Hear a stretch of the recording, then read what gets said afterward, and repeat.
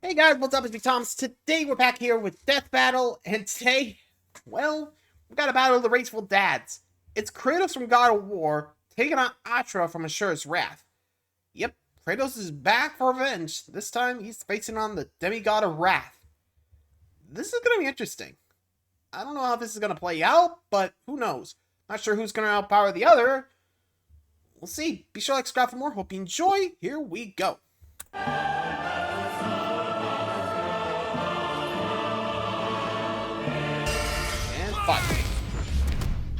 we go. Kratos versus Asura. The Ghost of Sparta versus the Wrathful Destructor. Cause sometimes you just want to punch a god in the face. He's Wiz and I'm Boomstick. And it's our job to analyze their weapons, armor, and skills to find out who would win a death battle.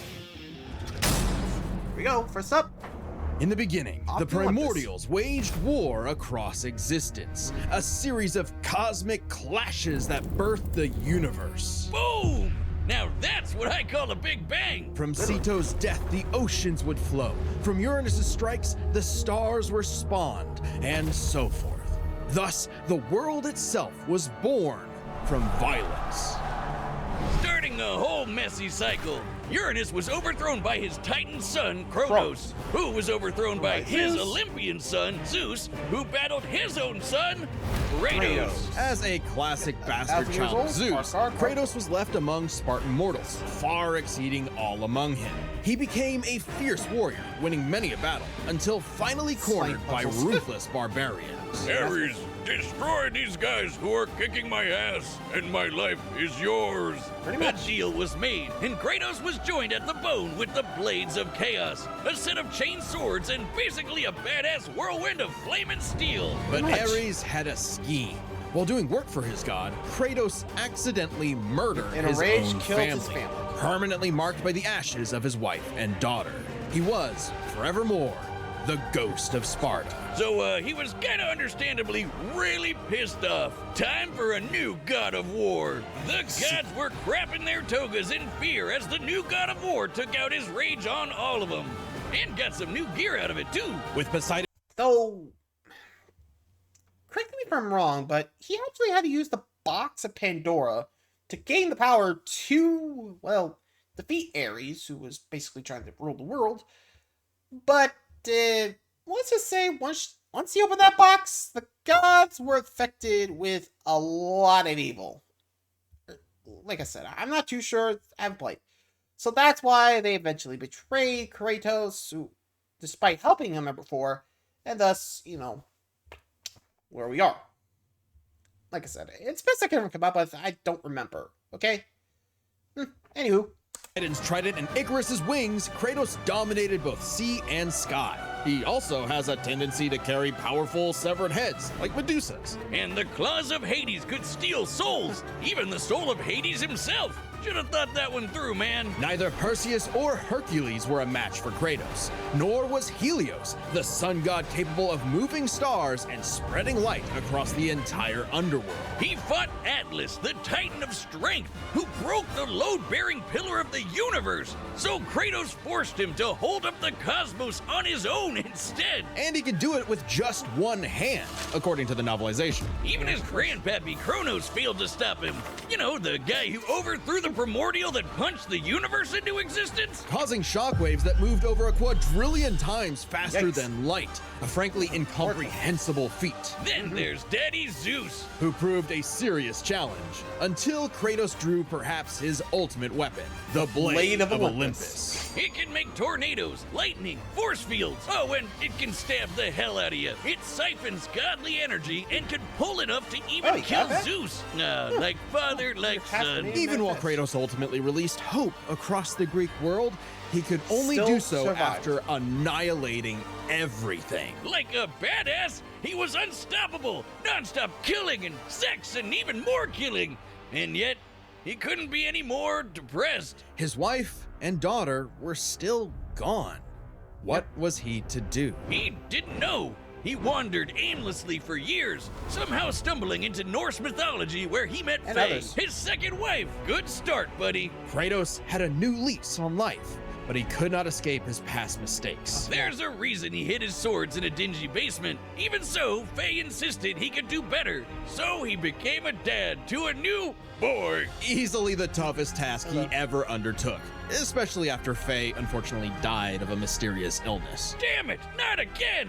But hey, it wasn't Kratos' fault this time, and Faye left the tools he'd need to keep the boy safe, including the Leviathan Axe. Far from the whirling rage of the Blades of Chaos, the Leviathan Axe was deliberate and mighty, said to rival Mjolnir itself. Thor wishes Mjolnir was as cool as this axe. It's imbued with ice magic and a poison even the gods fear.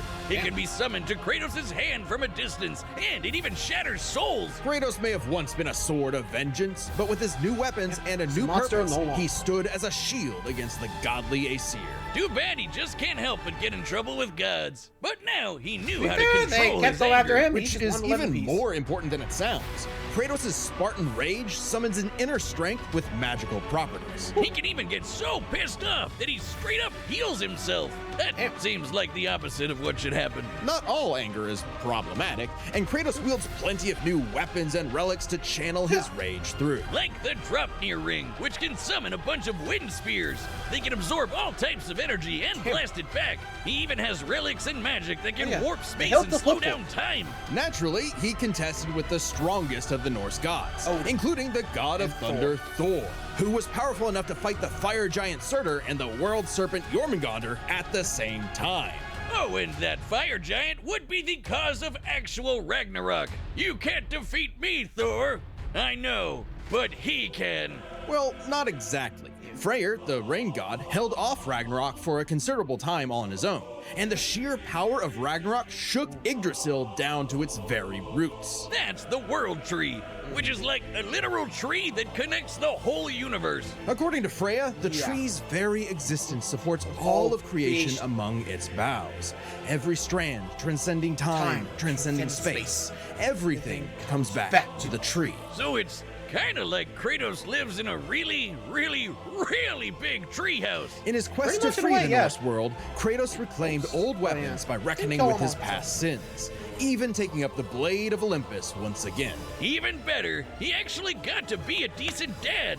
And now the boy is a man and also a bear. Kratos made a lifetime of mistakes, but this future would be different. He'd be more than he was in the past, not just a god of war, but a leader, a father, and a defender, a god of hope. Yeah. Atreus there was basically Loki. I'm not kidding. Or at least that's what they explained it. I don't remember the exact wordage. I don't know. It's been a while since I don't know exact words, okay? So, anyway. You got Kratos. Now, on to Asura. Long ago, a demigod fell from the heavens, only to rise from the depths of Naraka after 12,000 years. After 12,000 years, he's free to punch everything dumb enough to get in his way. He was the demigod of wrath, Asura. Alongside 7 other demigod generals, Asura served as defender of humanity against the impure Goma, dark spirit monsters infesting the world. And the demigods battled the Goma by wielding a mystic energy formed from human prayer, mantra. By advancing technology with mantra, the Guardian Generals became essentially hyper-powerful mystic cyborgs. They could each harness mantra through a different emotional affinity. For August, it was greed. For Yasha, it was melancholy. I'll give you one chance to guess what Asura's is. By tapping into his wrath, Asura can take many forms for battle, like the 6-armed Vajra, a state powerful enough to subdue the embodiment of the planet's will and the source of the Goma, Vlitra. But he wasn't angry enough to put Goma Vlitra down for good. At least not yet. Of course, since he's literally powered by wrath, no enemy of Asura's would be stupid enough to do something that would make him even more mad, right? Yeah. Right? Funny you should say that. God damn it. First off, Asura is not some one-dimensional anger machine. In myth, the Asuras were powerful and aggressive beings, sure, but not inherently evil, just like Asura himself. He's a warrior, but also a husband with a daughter. Mithra. And Mithra has the unique power to supercharge mantra energy, which gave Asura's prideful commander, Deus, an idea. If he could weaponize Mithra, literally wiring her up to a super weapon, the Guardian Generals could maybe finally end Goma Vlitra for good. Well, obviously sure that's a Asura good wasn't idea. gonna go along with that. So Deus framed Asura for killing the Emperor, murdered his wife, kidnapped Mithra, and then just straight up killed him. What a dick. But true to Again, pride, ladies and gentlemen. He's not willing to hear out any other answers if it ain't his. That's basically what just happened. Ugh. You gotta be careful of the prideful ones. They can always turn like that. I'm just saying, you know it's true. Anyway. his nature, Asura was literally too angry to die. I mean, So long as a single part of his body remains and can possess mantra, he can climb back out of Naraka, a sort of limbo underworld between life and death. Thanks to some coaxing from a strange golden spider, he did just that, with an all-new purpose in mind. Make the gods pay! Oh yeah, they're calling themselves gods now. 7 days. Turns out they're all assholes who started sacrificing thousands of innocent people to try to power up. So Asura got really pissed off. And through his rage, Asura's power exploded, rising enough to throw giants like ragdolls, shatter whole moons, and destroy a fellow deity, Wyzen, who could dwarf the planet and wreck it with just a finger. Look at this! Asura is so powerful, his soul cannot be manipulated by the Goma or the deities. He can propel himself with mantra to fly, harden his fists to break steel, fire explosive energy blasts, and headbutt you so hard you wish you could die even faster. The dude literally stockpiles anger into a burst of energy that can one-shot even the toughest of foes. And when he goes unlimited mode, he can rapid-fire those super attacks without overheating. Asura's vengeance quest wasn't all shouting and explosions, though. I mean, it was a lot of that, but he also tried to protect people from the gods, including a girl who very much reminded him of his own daughter. Yeah, Asura's the kind of guy who wants to be a great dad, but all he knows how to do is punch anything that upsets his kid, like that one dad that knocks out a ref at a Little League game. And then the gods killed that girl too, along with her whole village, sparking Asura to unleash his berserker aura. You know how the gods were sacrificing thousands of people to power up? Well, Asura got so freaking angry, he built up enough mantra to match them, even though they've been building up energy for thousands of years. Seriously, guys, you're pissing off the guy who literally gets more powerful the angrier he gets. What did you think was gonna happen? Yet even in berserker mode, Asura never lost total control. Berserker Asura adds even more extra arms, and they're big and glowy now. The man can launch so much angry mantra, he wiped out the god's whole space fleet in seconds. Asura's anger raised to levels so high even he couldn't contain it, scorching him into his wrath form. Even though it hurts Asura while he's in it, this form is still perfect for absolutely shit-stomping a snobby demigod's face in. It's okay though, his brother-in-law punched the edge out of him. Yasha saw the error of the deity's senseless sacrifices and teamed up with Asura for a coup against Deus. Awesome, they're bros again! Just in time for Asura to hit his former boss with so much mantra that he burst, then dive into the planet's core to obtain power equal to 1,000 arms! His mantra form! Finally, a power capable of killing Vlitra in a big planet-busting blast! Deus was defeated, and Gaia was saved. Yet, Asura's wrath hadn't been quelled. Title drop! It turns out that spider that guided him was actually Chakravartin, the creator of mantra and the entire universe. And everyone's suffering was part of his plan to make Asura his heir. Chakra kidnapped Mithra, because of course he did, and tested Asura in the form of a massive golden Buddha statue. Check out the size of it! That thing can literally hold a galaxy in its palm. Naturally, Asura and the statue threw hands. Enter the mantra reactor. Capable of holding 7 trillion souls, Asura instead used it as a vessel for a far greater power. His own unfiltered rage. At last, Asura could show the world his real colors. Everyone from the humans to the 7 deities to Chakravartin saw Asura's anger as a weapon, a sword for tyranny, when that was never who he was. His rage was really a shield to protect humanity, and most of all, his daughter. A shield larger than a planet! Unbound by his past limits, Asura's ultimate destructor form effortlessly punched through asteroids larger than nebulas, dodged planet-sized lasers moving 2 quadrillion times faster than light, and obliterated whole stars. Chakravartin was understandably impressed and offered Asura a chance to take his place. Asura smiled at the offer and extended his arm. Right into Chakra's face, as if he was gonna let some god trample over more worlds. Instead, he literally beat the QTEs out of God, obliterating him and his plans in a cosmic explosion. But with Chakravartin dead, so was the concept of mantra itself.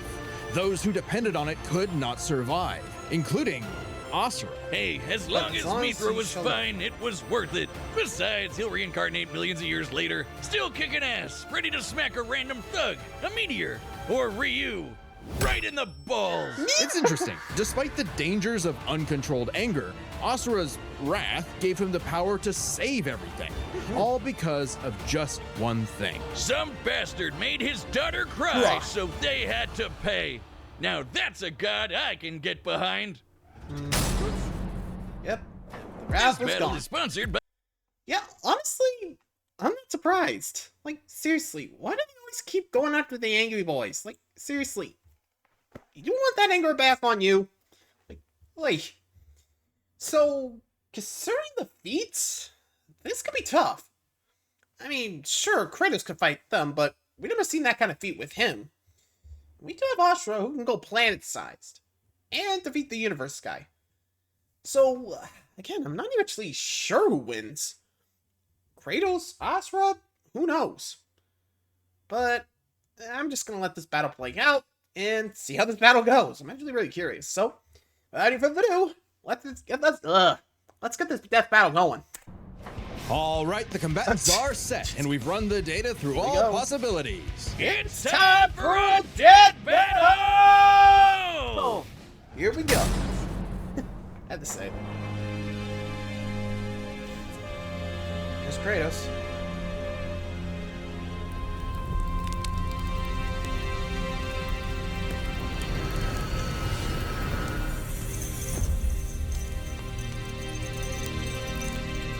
Shake it. Oh, and Asura's here.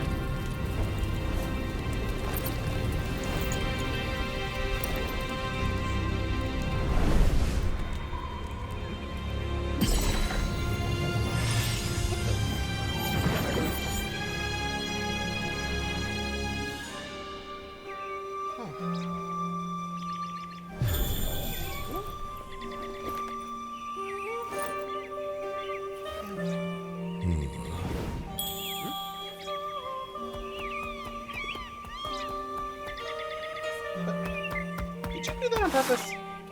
It's true then. The god of war is on Gaia.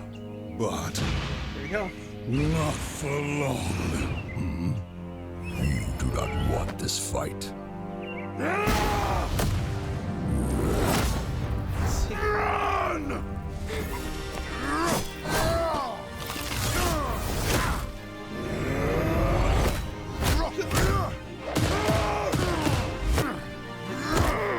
Oh!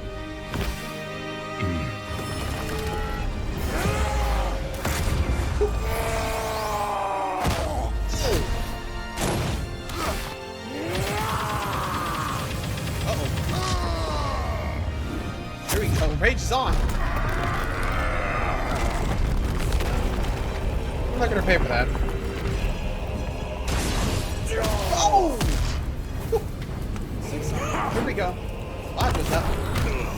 Oh, out we go. Oh. One of those Kratos is gonna have some trouble with. You let your wrath consume you. I have been down that road before. Shut up! Very well.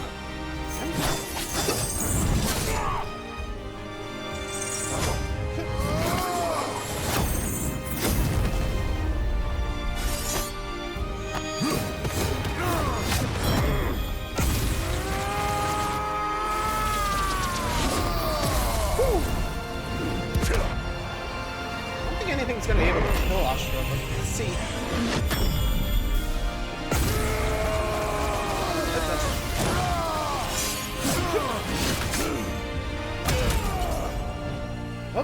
Down you go. But it'll be back. Oh, this goes. 3, 2, 1.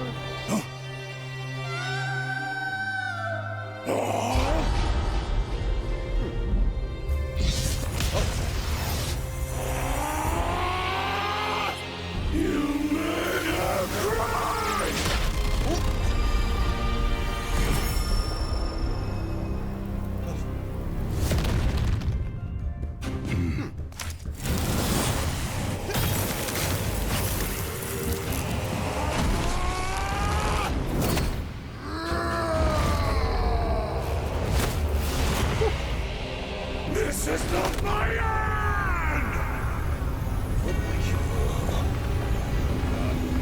Yep, there's the destructor. Yeah, Kratos, I think you're gonna have some fun with this. Heads up.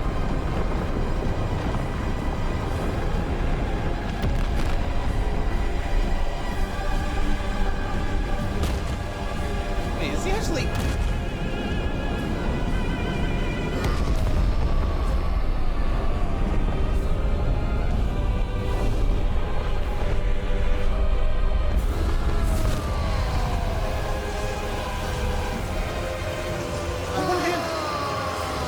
Right! Oh yeah, you fought against Atlas. Oh. Man.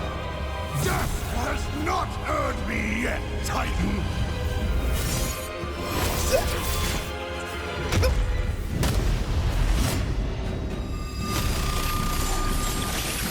But you deserve a worthy end! I did face Kratos and Atlas, so this should be interesting. Here we go. Oh, you look at the strike. Oh!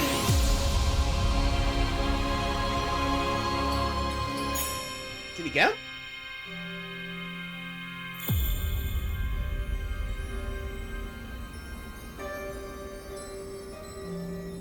I think he did.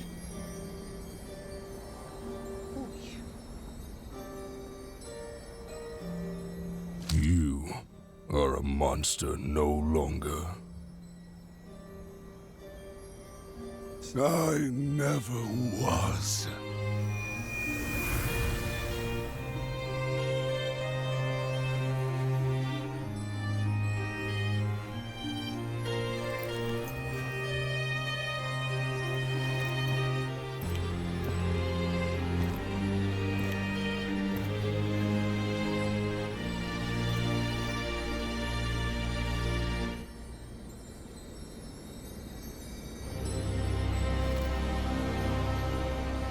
Damn.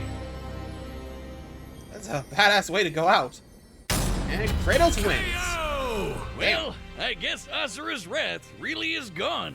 But are we sure this is how it'd go? Even though Asura can blow up stars? Asura had some amazing Bro, that's what I was displays of thinking. apocalyptic destruction, but the full scope of their speed, experience, versatility, and power sheds a surprising light. At first glance, speed seems like a shoo-in for Asura. Okay. Kratos is quick, but he never dodged a universe-crossing laser. That doesn't mean he couldn't. Remember, as usual, we look at these characters at their peak, free from gameplay restrictions. Yeah, we're looking at everything in canon, and Kratos fought and killed Helios, the sun god. Yeah, From the the one that reached the moment he's underworld. introduced, Remember? Helios is emphasized to be Atlas in immensely combat powerful. recently captured Without Helios, Helios. darkness would shroud everything. His light was fast enough to illuminate the entire underworld while Kratos sailed through it, taking a few hours at most. So, kinda hard to quantify, but that's consistent with the shockwaves the Outer Primordials space, caused that miles spawned and the universe. Arguments could be made for which is faster, the primordial shockwaves or Chakravartin's intergalactic lasers. Since it's so close, it's safest to assume their speeds are generally Yeah, even. same, yeah. But what does speed matter if you don't know how to use it? Let's cover experience. Oh, right. Asura lived across centuries, Both Asura obviously a lot longer than Kratos. And while Kratos eventually learned to control his rage, Asura pretty much always had that control. So Asura easily takes experience. But when it comes to versatility, he couldn't match all the weapons and abilities Kratos had. Sure, Asura's quite skilled and a monster at martial arts, but his fighting style mostly relies on one thing. A whole lot of punching. Kratos' weapons, magic, runes, relics, and even his rage gave him far more options in combat, slowing down time, healing injuries, and most importantly, multiple weapons that could drain a variety of energies, like mantra. Yeah, when Asura loses all his mantra energy, that's it for him.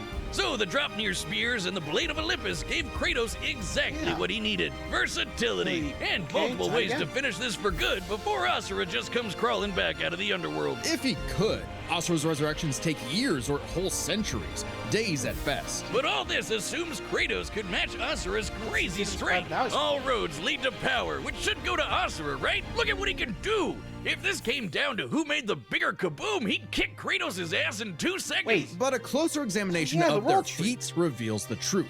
At his peak, Asura overpowered Chakravartin, annihilating that cosmic golden god. By measuring the dimensions of Chakravartin's body and scaling it up to match the size of this galaxy-eclipsing statue, we can determine its volume. Add in the density of gold, for good measure assuming the form is solid throughout, and its mass far exceeds not just our galaxy, but our entire observable universe. Destroying that big golden god would need energy on par with obliterating our universe 91,000 times. Extremely impressive and unfathomable. However, the same idea applies to Ragnarok shaking the roots of Yggdrasil. Ragnarok is obviously a bit of a different beast than Kratos, but what really matters is what Freyr did. Right, Freyr, a god comparable to Kratos, held back Ragnarok's power for a significant time. So Kratos should be capable of the same level of power, or even more. Using an official map and knowing the world tree's branches encompass all of existence, we can measure its size and volume.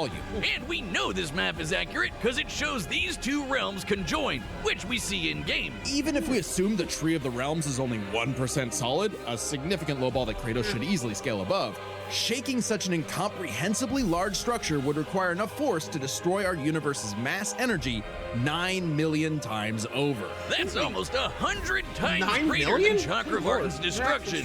And this isn't some one-off outlier. I mean, a realm-shattering supergiant doesn't sound too different from the other Titans and Olympians Kratos defeated. That's the thing, isn't it? It's easy to think that we never see Kratos do anything that matches Asura, but we do. Helios' speed matches Chakravartin, and Kratos outsped him. Atlas is strong enough to lift all of reality, and Kratos overpowered him. Kronos defeated the creator of the universe in a one-on-one fight, same as Asura, and Kratos killed Kronos. Add in the clear numerical comparison of Chakravartin, Ragnarok, and Yggdrasil, and Kratos takes the edge in power. But hey, Capcom, if you give us Asura's Wrath 2, we'll try this again. That'd be pretty awesome. Asura's the sun rises. The god of wrath was Kratos. The winner is Kratos. But what if? Wait, another ending? Huh. Hey, he's going to... Oh. Huh.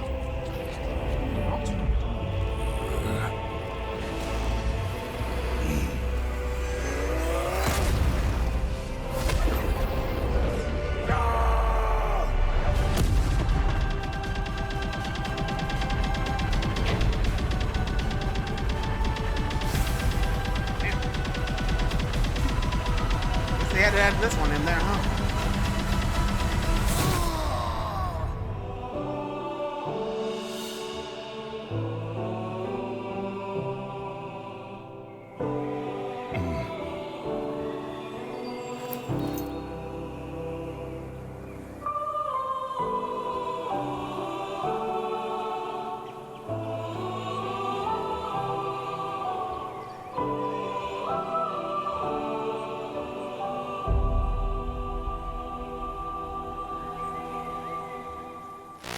Concludes my pitch for Asura's Wrath 2. The end.